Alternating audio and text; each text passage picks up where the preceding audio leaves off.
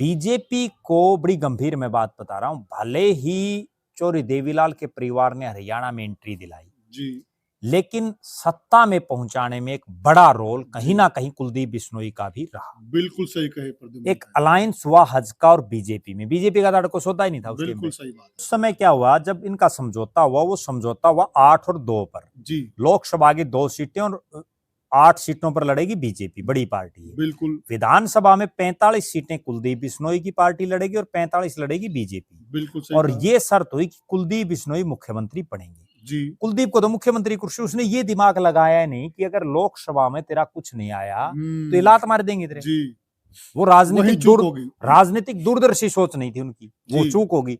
उसके बाद कुलदीप बिश्नोई ने एक रथ यात्रा निकाली पूरे प्रदेश में, सही कहा। और मुझे आज भी वो चीज याद है, मैं खुद उस चीज का प्रत्यक्षदर्शी था। बीजेपी के जितने बड़े चौधरी बने घूम रहे हैं ना जी, अब पिछले 10 साल में, जी, जो बड़े बड़े तुर्रम खान, जी, वो तो कुलदीप के जो वर्कर थे ना, बहुत बड़ी बात है ये। मैं बड़ी गंभीर बात बता रहा हूँ, उस समय जो कुलदीप के वर्कर थे उनकी भी यूं जी हजूरी करते थे, भाई जी, कुलदीप बिश्नोई से मिलवा दे, जी, भाई कुलदीप बिश्नोई के इसमें रथ में चढ़ा दे, एक बार रथ में चढ़ा दे। मैंने खुद ने ये देखा है कि वहां इन बड़े बड़े भाजपाई जो आज चौधरी बने घूम रहे हैं, इनको वहां रथ में नहीं बैठने दिया करते। सही कह रहे और हैं। कुलदीप बिश्नोई तो मिला ही नहीं करता, बिल्कुल सिफारिशों से मिला करता।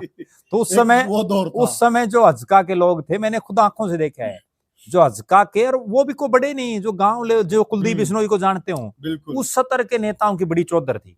और बीजेपी वालों को तो वैसे मतलब दूर, बहुत दूर रखा जा रहा था। तो इन्होंने पूरे प्रदेश में यात्रा की, खूब खर्चा लगा, रामविलास शर्मा थे उस समय अध्यक्ष, खूब खर्चा इन्होंने लगाया जी। और उसके बाद ऐसा माहौल बढ़ाया इन्होंने जी कि भाई हजका और बीजेपी की तो सरकार आएगी जी। उस समय एक SCZ का बड़ा मामला था, बिल्कुल, जो रॉबर्ट वाड्रा को और भाई कंपनियों को जमीनें दे दी, फलाना कर दी, रिलायंस को, वो बड़ा मामला था। कई बार लाठीचार्ज हुई, बड़ा संघर्ष कराया। देखो इस मैं एक चीज का उनका बड़ा कायल हूं कुलदीप बिश्नोई का, कि अपने पिता के निधन के बाद भी उन्होंने संघर्ष बहुत किया, जब तक वो विपक्ष में थे, और उस समय उनकी पार्टी, उनमें जान भी थी, एक ही विधायक थे वो, उसके बावजूद बहुत लोग उनके साथ जुड़े थे। फिर कुलदीप बिश्नोई का उसके बाद ये हुआ कि लोकसभा का चुनाव डिक्लेयर हो गया, मोदी जी को देश में PM का चेहरा बना दिया गया।